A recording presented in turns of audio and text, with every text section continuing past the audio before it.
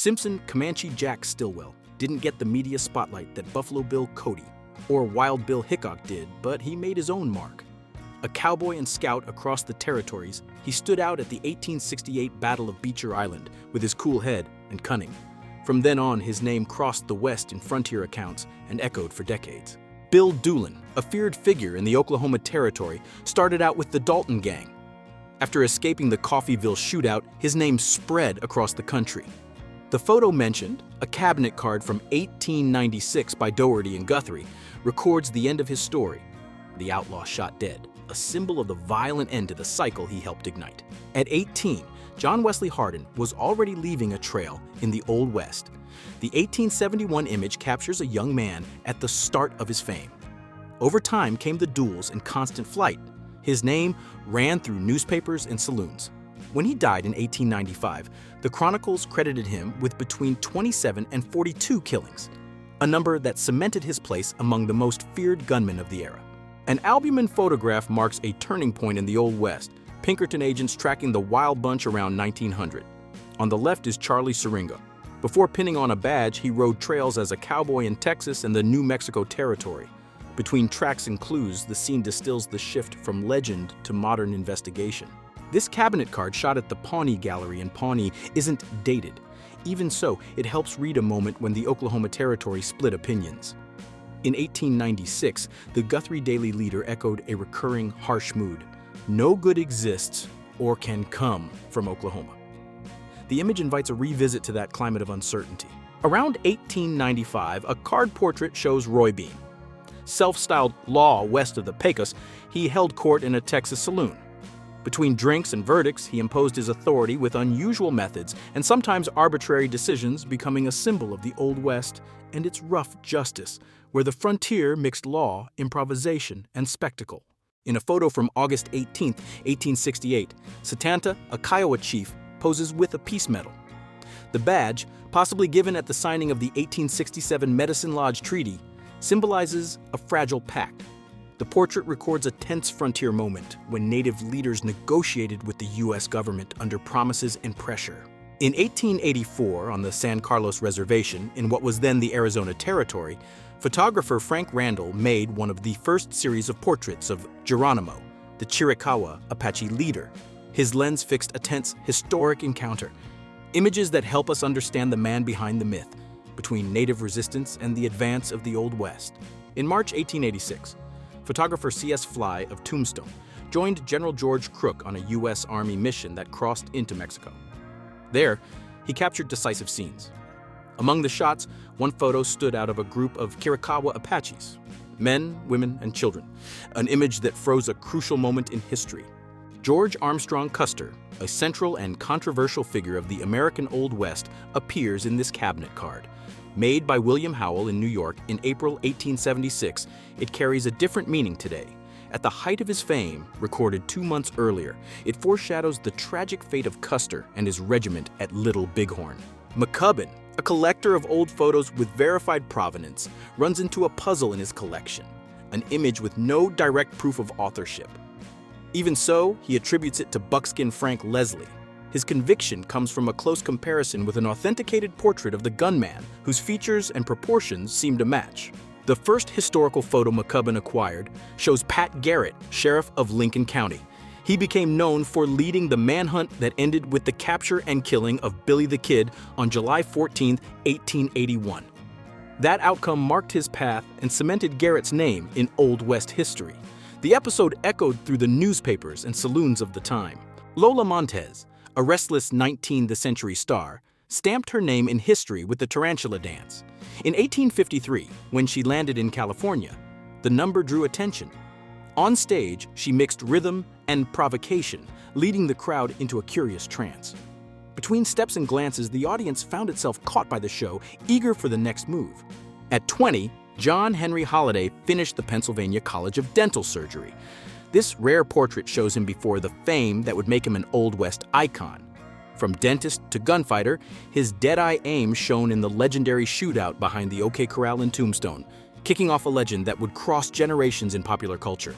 On a cabinet card dated around 1880 appear the so-called New Mexico thieves. Researchers suggest the standing man may be John Kinney, head of a gang devoted to stealing horses and cattle. The image echoes the tension of the period. If the guess is right, the photo captures a chapter of the territory in the 1870s and 1880s. The Texas Rangers emerged in the era of the Republic of Texas, when the region wasn't yet part of the United States. Seen as the country's first broad, official police force, they were formalized in 1874 with the creation of the Frontier Battalion, structured into 6 companies. From there, they took on a central role in patrolling and keeping order across the territory. James Butler Wild Bill Hickok, seen by many as the first great gunfighter of the Old West, drew attention in 1865 when he faced Dave Tutt in a duel that became a reference point. That showdown helped mold the image of gunfights that Hollywood later popularized. There's also a portrait of Hickok, made around 1865, that reinforces the aura of that moment. In 1887, John Grable photographed a cowboy credited as Fred Pierce, a Wyoming standout. The caption elevates him, but his story slips away. In the territory's 1880 census, the name doesn't show up with certainty. So the image shines while the man stays hazy, inviting the question of who the person in front of the lens really was. In Holbrook, in what was then the Arizona Territory, Apache County Sheriff Commodore Perry Owens went out to serve a warrant on Andy Cooper, a well-known horse thief. What looked routine turned into a firefight right there on the spot. In minutes, Owens killed 3 men, Cooper and brothers Samuel and John Blevins ending the clash. Before becoming a legend, Bat Masterson served as an Army scout and later earned fame as a decisive sheriff. Among his peers, he held respect for Wyatt Earp, his colleague amid frontier turmoil. He told Teddy Roosevelt that only Earp could recount accurately the episodes that shaped the Old West. Only he, Masterson said, would preserve the truth of that time. Around 1850, this portrait sparks curiosity. The man in focus has no name. Made as a daguerreotype, a rare technique at the time, it freezes a face from the borderlands. From the signs in the framing, one can guess mixed origins, possibly Metis, a people born of the meeting between indigenous and European traditions. Dated to around 1850, this daguerreotype captures one of the earliest images of a fur trapper, James P. Beckwourth. The photograph took on new meaning when it was included in his biography, published in 1856. Born in Virginia in 1778, Beckwourth was the son of an enslaved woman and a superintendent of Irish origin. Buffalo hunting marked the Old West, but few visual records of the routine survive. That's why this cabinet card from around 1880 stands out. A hunter poses with a Sharps rifle, the weapon that symbolized the practice. The rare image connects the myth to the hands that sustained it and reveals the trade behind the big narratives. In Northfield, Minnesota, the attempted bank robbery by the James Younger gang became a milestone of the Old West. The manhunt ended in captures and deaths. To fix the episode in memory, a carte de visite, common then, was produced, showing the faces involved and sealing in an image the reach of that crime and the public memory of the whole case. In Tombstone in the Arizona Territory, Samantha Fallon built a rare career for the time. She ran the San Jose House Hotel and a hat shop. Her image, shot by C.S. Fly around 1879, shows a business owner who moved among the town's central figures, linking trade, lodging, and alliances that shaped daily life there. In March 1886, at the height of negotiations between General George Crook and Geronimo, an unexpected image took shape. Photographer C.S. Fly captured an Apache wearing a 3-piece suit, a rare scene that shifted the gaze from the battlefield to symbols. The picture highlights the tense meeting of cultures and the decisive moment in that conflict.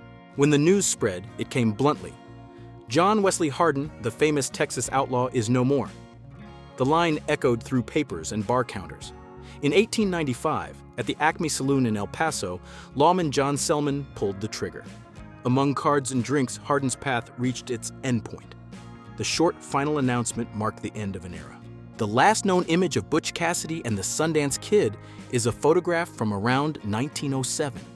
Shot in the Bolivian Andes, it shows the pair far from the plains and small towns that mark their trail. The mountain setting suggests a turn in the story. Pursued, they trade the myth of the West for a harsh, uncertain refuge. This portrait of John Simpson Chisholm, remembered as the Cattle King, appeared in 1907 in Emerson Howe's The Story of the Outlaw. In the business since 1854, Chisholm in 1866 partnered with Charles Goodnight and Oliver Loving. From there, they drove large herds toward the New Mexico Territory, opening routes and fortunes and cementing their fame. Apache Kid, a figure wrapped in mystery in the American Southwest, started out as a skilled scout for the U.S. Army. A string of conflicts, along with misunderstandings, changed his course. From prestige to stigma, he came to be treated as a fugitive, while his story, crossed by conflicting versions, kept fueling debate and curiosity.